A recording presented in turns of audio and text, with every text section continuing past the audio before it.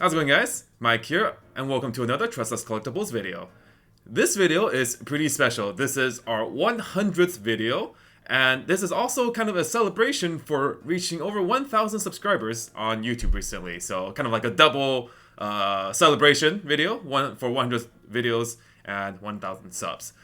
So I thought me and the team, we kind of discussed what we wanted to do for these milestones, and we give you guys a lot of content, and you guys hear our voices and see the work that we put in. But a lot of people probably aren't very familiar with us as actual Weiss Schwarz players and collectors. So this video is going to go over our personal experience with Weiss, how we started, what are our favorite moments in Weiss, kind of these things that have kept us up as Weiss content creators and players and collectors for so many years. We all have been playing and collecting for a long time. So this video will give you guys a bit more insight as to how we got started and what keeps us going. Enjoy. So Mike, when and how did you first get into Weiss Schwarz? So I got into Weiss Schwarz in 2011. A friend of mine in college introduced me to the game. They said, hey, you really like Fate Zero. And there's a Fate Zero card game out there. So I was really intrigued, and he took me to a card shop, and I picked up some Fate Zero cards, and I went from there. So my first exposure to Weiss Schwarz was at the shop that previously was actually my locals for Card Fight Vanguard when I was playing that, because I started out on Vanguard around the end of high school, and then the shop owner there, he had some Weiss Schwarz cards. I had never seen the game before, but both the shop owner as well as some of the other customers at the shop, they played the game, and so I slowly got introduced to that game as a result of their exposure.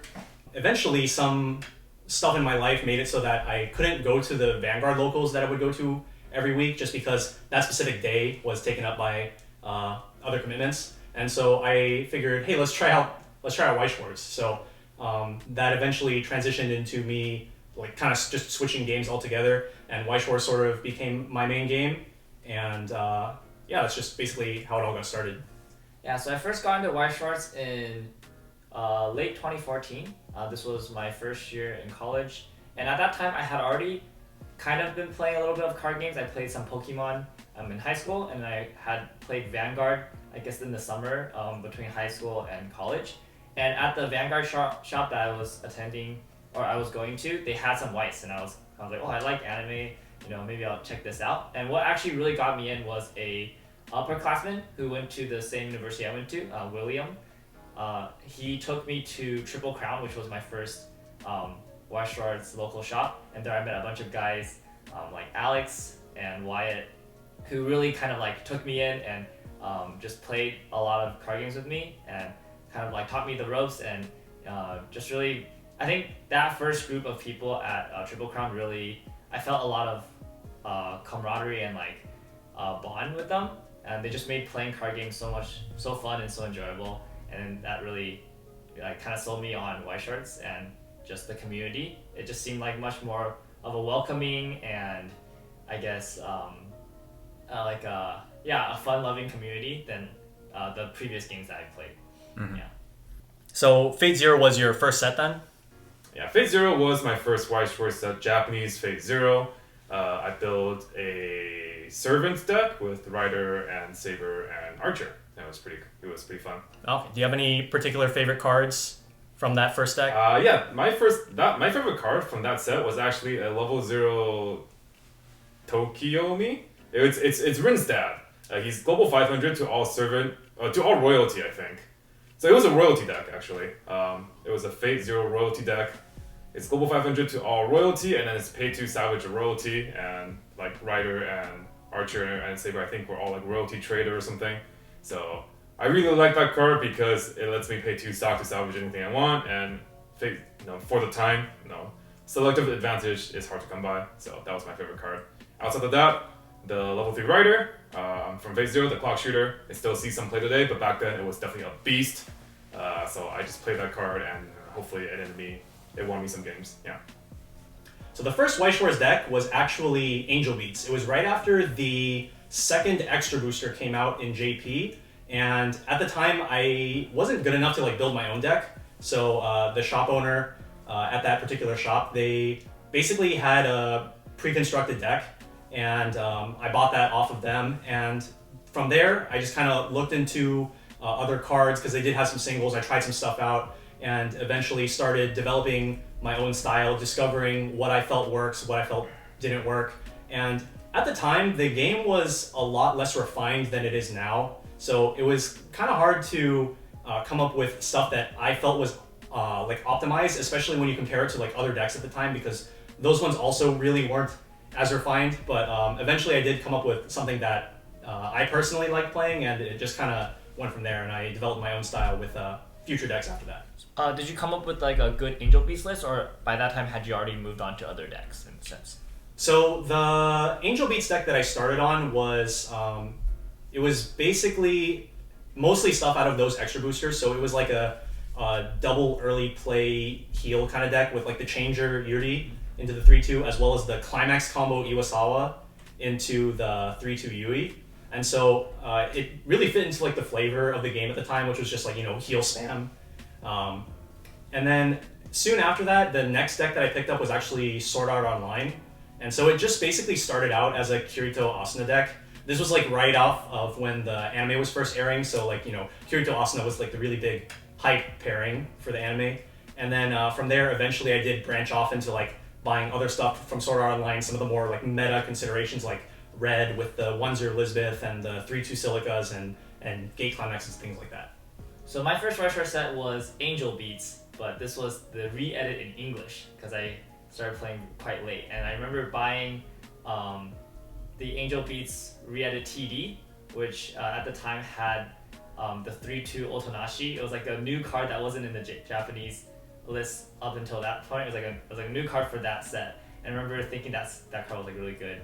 And so I remember taking the trial deck and adding like a few booster cards to it, and then taking it to a Triple Crowns tournament. And then I think I placed like second or first on my first tournament ever. And then at the time I was like, wow, this game's so easy. Like I don't even know how to play this game, and I can place top 2. I mean, it turns out it was a bit of a lucky streak, and I was later brought down to earth soon afterwards. But yeah, I definitely really enjoyed playing Angel Beats as a set back then as well. Mm-hmm. What would you say is your favorite set throughout all of your Weiss Schwarz playing? My favorite set, so I think I can break it down to 2. My favorite set as a franchise, and then my favorite set as like a deck that I played. My favorite franchise is Cardcaptor Sakura. When Cardcaptor Sakura was announced at Anime Expo 2017, I was super hyped for it.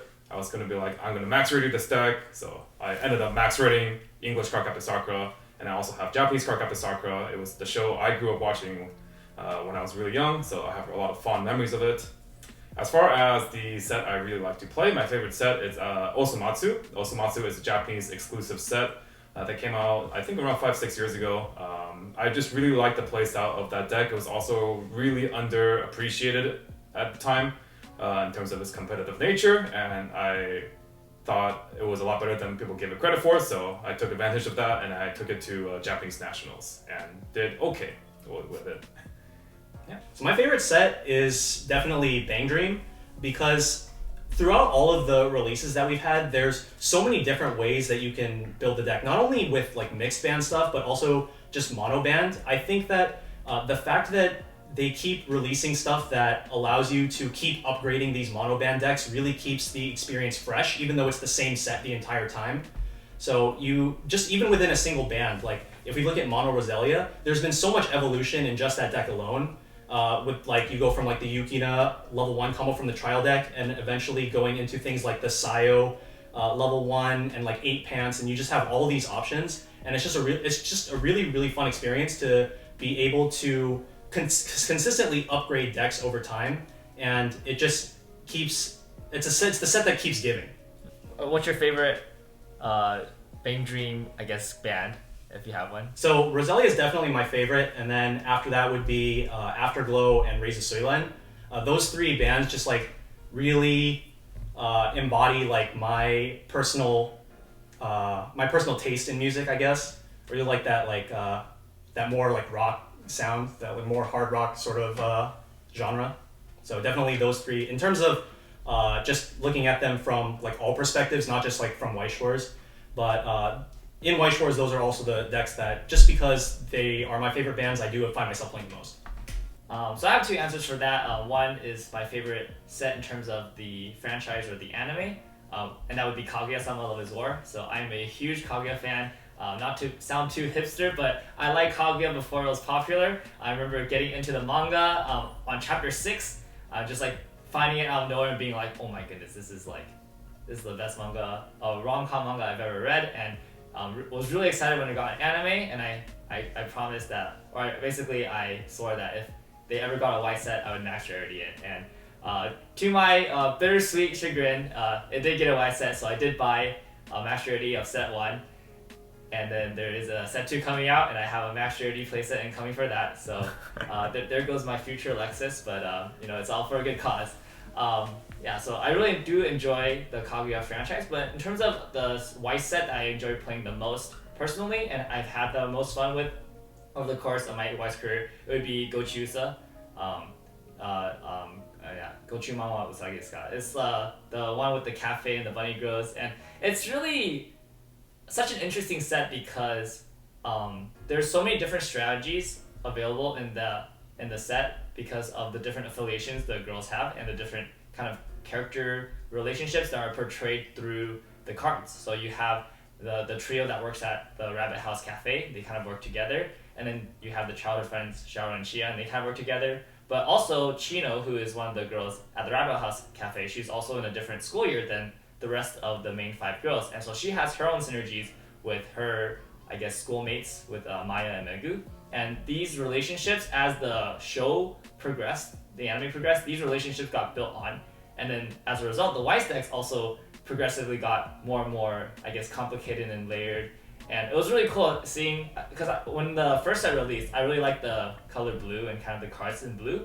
But at that time in the anime, the characters weren't as, I guess, popular or as featured in the show, so they didn't get actually that many cards, and so blue was a relatively weak strategy.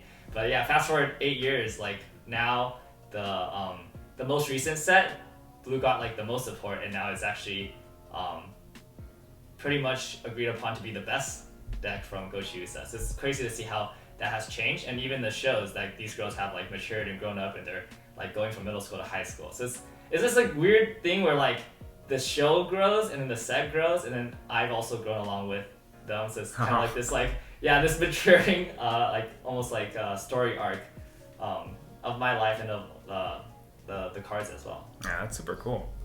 I didn't think about it like that. Okay, so do you have any favorite moments or memories throughout your Weiss career? Yeah, so definitely when I topped Springfest 2016, I think, with Project Diva, that was my big first tournament win.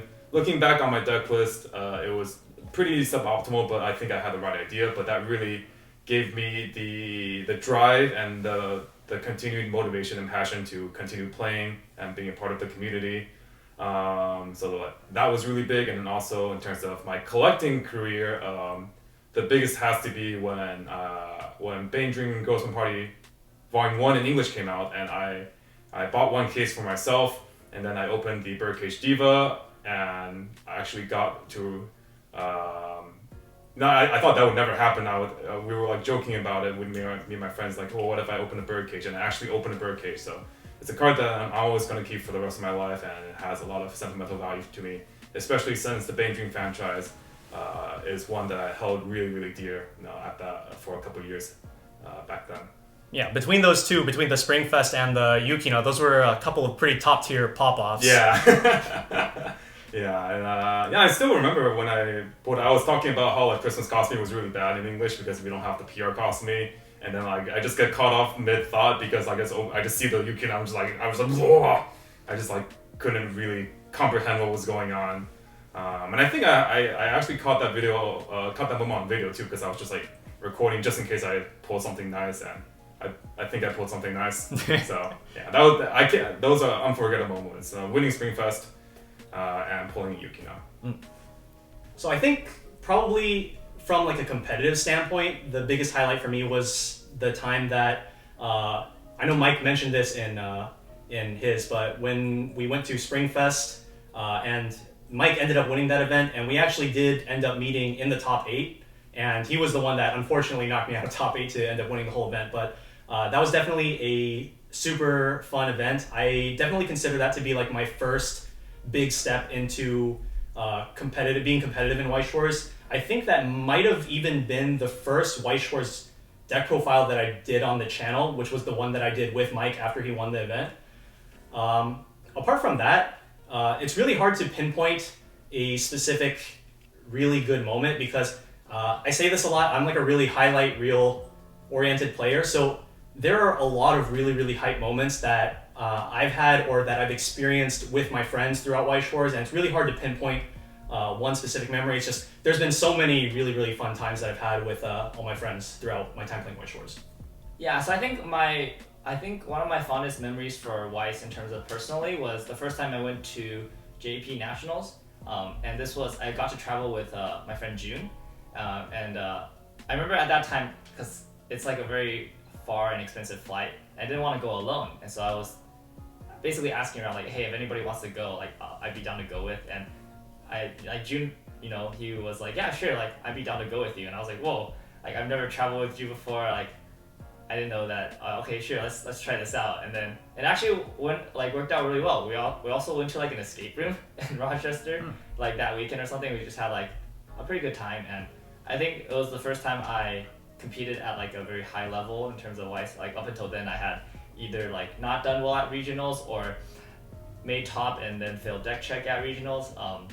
But then so that was the first time I went, and then the list I took was pretty unique, and a lot of people and that's like asked me about the list, and they were like showed interest. And I think it was the first time like in the community I felt like, oh wow, I'm actually like talking with people about the game, like outside of the SoCal bubble, and like kind of hearing different ideas and like seeing how I guess big the game was.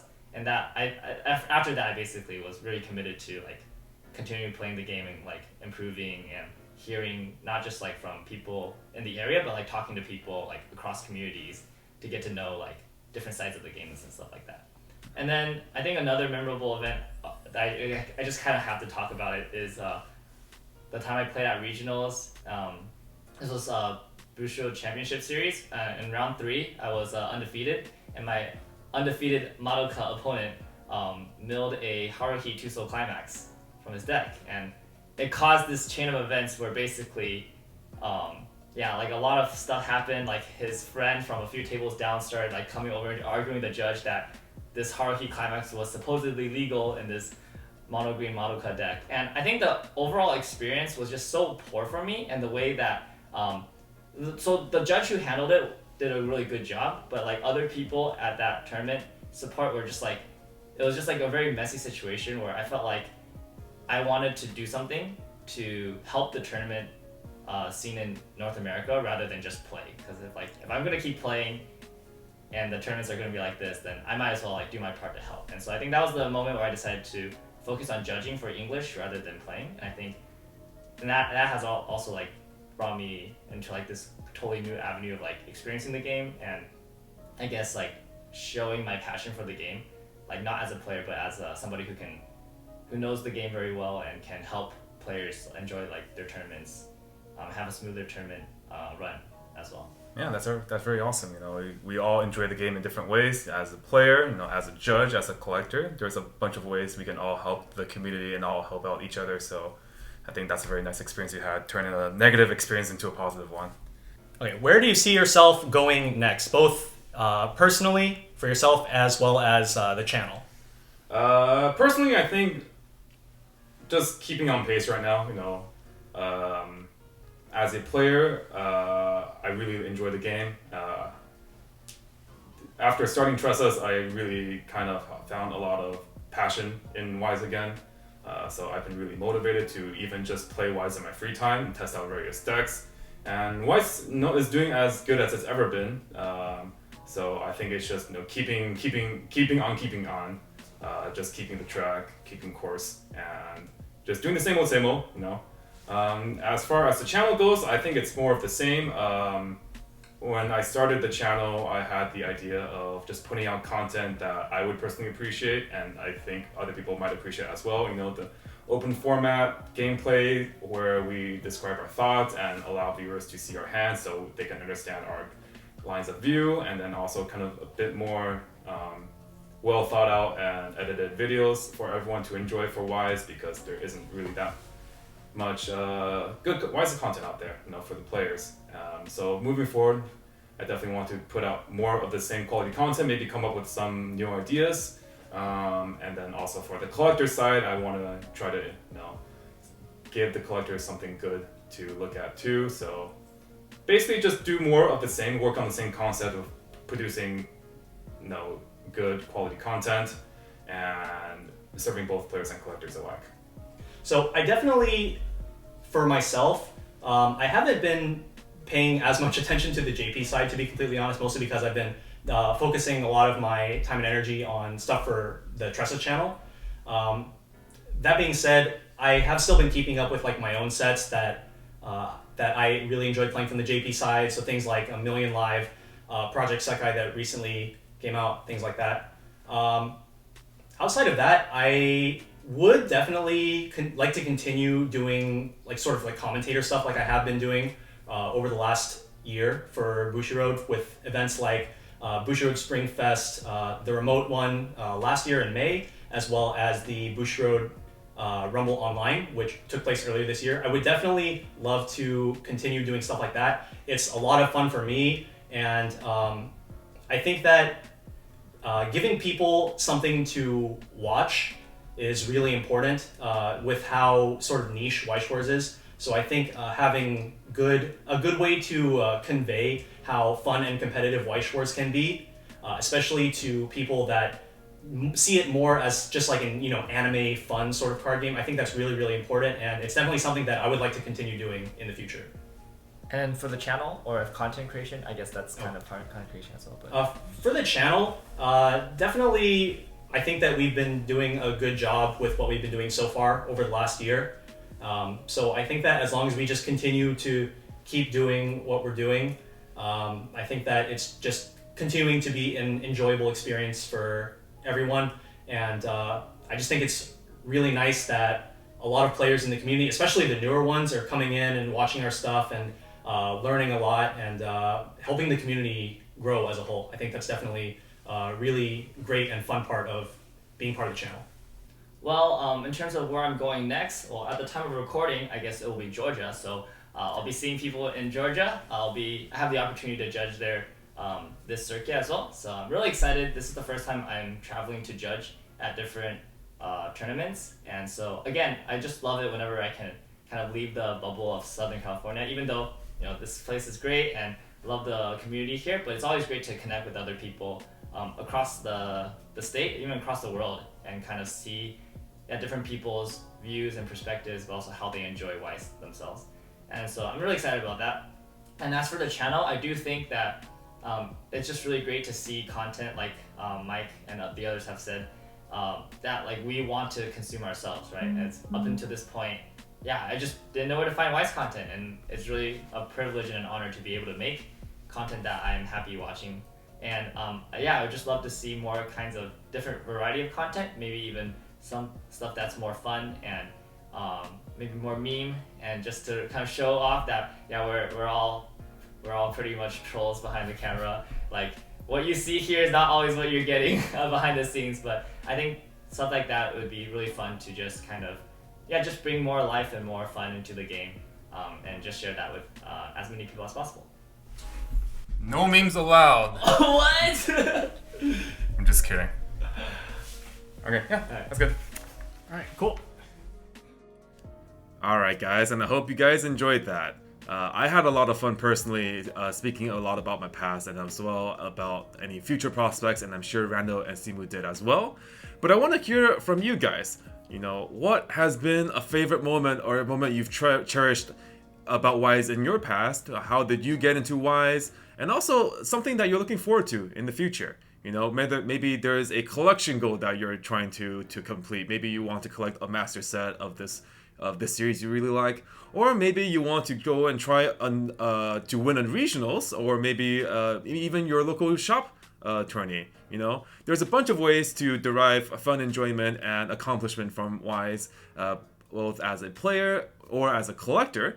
So I want to hear from you guys. I want to see you guys achieve your dreams. So definitely let me know your goals and your aspirations, as well as how you got into Weiss. And until then, this has been Mike on the Tressa Collectibles channel, and thank you again so much for helping us reach these 2 milestones of 100 videos and 1,000 subs. And we'll see you guys in the next one.